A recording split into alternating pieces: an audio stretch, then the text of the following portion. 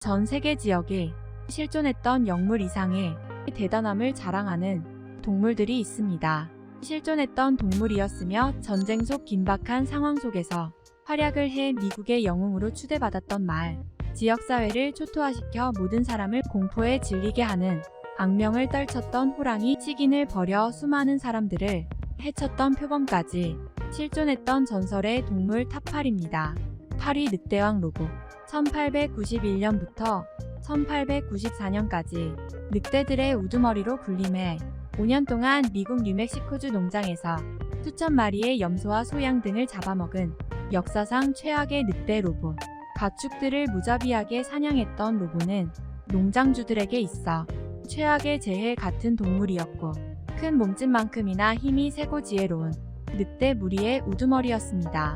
많은 가축들이 몇 년째 로보에게 죽어가며 폐해가 극심해지자 로보를 잡기 위한 노력이 시작되었죠. 수많은 사냥꾼들과 사냥개들이 로보를 추적하기 시작했지만 실패로 돌아갔고, 곳곳에 각종 함정을 설치해 놓기도 했지만 로보는 이를 모두 알고 있다는 듯 아주 가볍게 회피해버렸죠. 로보 무리의 녀석들은 사냥개도 감쪽같이 해쳐서 포상금을 노린 사냥꾼들을 몸서리치게 만들었습니다. 로보의 대담성은 마을에서 불과 1km 떨어진 곳에서 블랑카와 새끼들을 낳아서 키우고 있었다는 점에서도 드러났습니다. 로보의 지능을 알 수 있는 몇몇 예시가 있는데, 양고기의 가장 맛있는 부위에 캡슐 형태의 독을 삽입한 뒤 로보가 자주 다니는 길목에 던져놓자 이를 먹지 않고 쿨하게 무시하고 심지어 고기들을 모아놓고 그 위에 똥까지 뿌려놓았다는 이야기가 있으며, 덫의 위치를 파악하기 위해 돌이나 모래를 뿌려 확인한 뒤 안전하게 사냥했다는 기록까지 있습니다. 동물학자 시트는 로보의 영리함과 대담성에 놀라고 독이나 잠깨로는 도저히 로보를 잡지 못한다는 것을 절실히 깨달았습니다. 그래서 시트는 로보를 보고 진짜 늑대가 맞나? 라는 생각을 했다고 합니다. 당시 기준 엄청난 금액이었던 1,000달러의 현상금이 걸리기도 했던 최악의 늑대 로보. 하지만 이런 엄청난 늑대의 최후는 비교적 단순했습니다. 덫에 허무하게 잡히고 말았습니다. 시간을 두고 로보 무리의 습성을 파악한 시터는 로보를 잡기 위해서 먼저 로보의 짝인 블랑카를 공격해야 한다는 것을 생각해냈습니다. 결국 시턴이 이끄는 마을 사람들은 블랑카의 목에 올가미를 걸어서 죽이는 데 성공했고, 블랑카가 죽은 이후 로보는 분별력을 잃고 광폭해졌고, 슬픔과 분노를 참지 못한 채 극도로 흥분한 나머지 덫에 허무하게 잡힌 것이었죠. 이후 포획된 로보는 사람들이 주는 먹이도 물도 먹지 않고 1894년 1월 31일에 스스로 굶어 죽었다고 합니다. 동물이지만 블랑카를 그리워하는 로보의 몸부림과 사랑, 그리고 그의 장엄한 죽음은 사람들의 마음을 찡하게 하는 진정한 제왕과도 같은 모습이었다고 합니다. 7위 레클리스. 한국 전쟁 당시 최전방에서 명성을 떨친 군마 레클리스.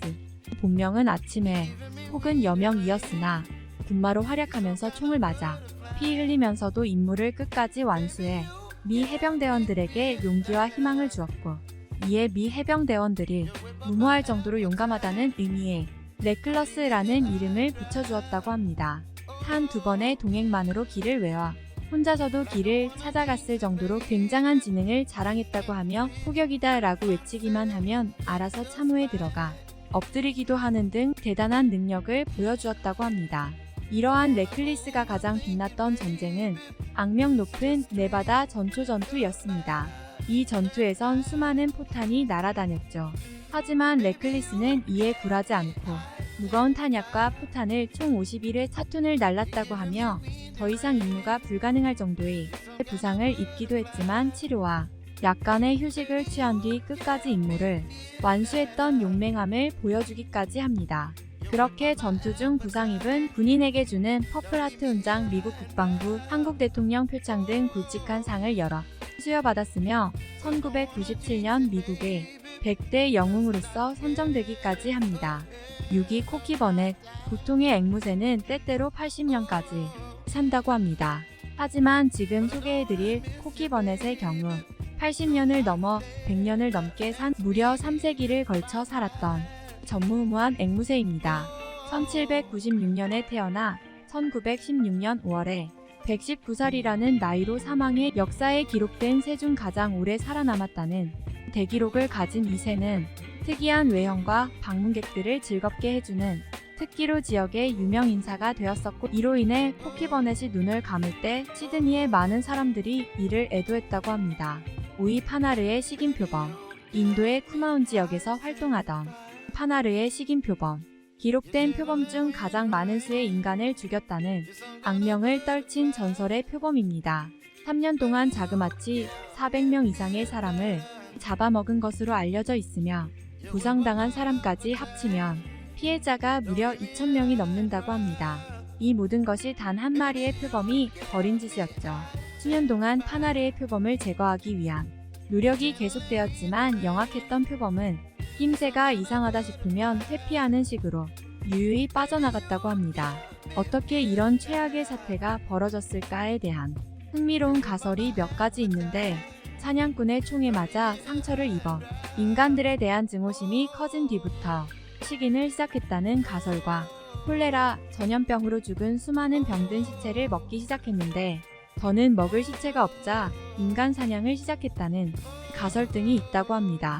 아무튼 전설의 표범은 위대한 사냥꾼 짐 코르벳의 몇 차례 추적 끝에 사살당하게 됩니다. 4위 알바트로스 위즈덤. 대단한 수명을 자랑하는 야생 갈매기 위즈덤.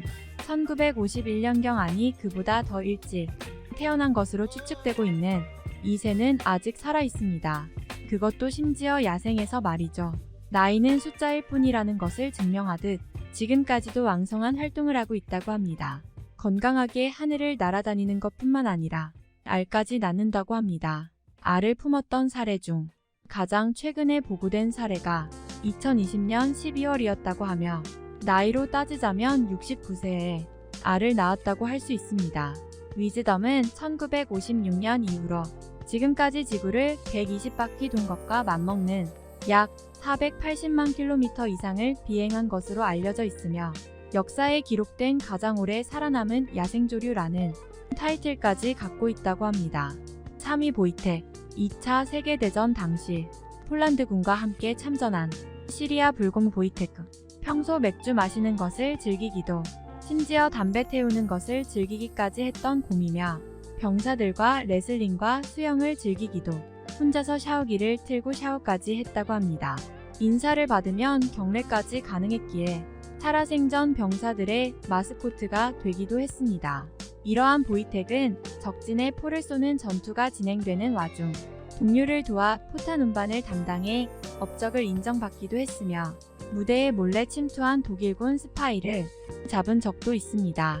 근데 이 이야기가 참 재미있습니다. 보이텍의 존재를 모르던 스파이가 보이텍을 보자 깜짝 놀라 기겁했고 보이텍을 보고 놀랄 사람은 외부인 뿐이다 라는 판단 아래 스파이를 검거했다고 합니다. 이렇듯 대단한 업적을 여럿 남겼던 보이텍은 최종 계급 하사로 전역을 했다고 합니다. 2위 닐스 올라브. 노르웨이 육군 왕실 근위대로서 1972년부터 근무했던 펭귄 닐스 올라브. 이 펭귄의 계급이 뭔지 아시나요? 대위도 아니고 대령도 아니고 무려 준장입니다. 한마디로 별을 달고 있는 펭귄입니다. 뿐만 아니라 기사 자귀도 수여받은 펭귄이라 닐슨 올라븐 경우준장이라고 불러야 한다고 합니다.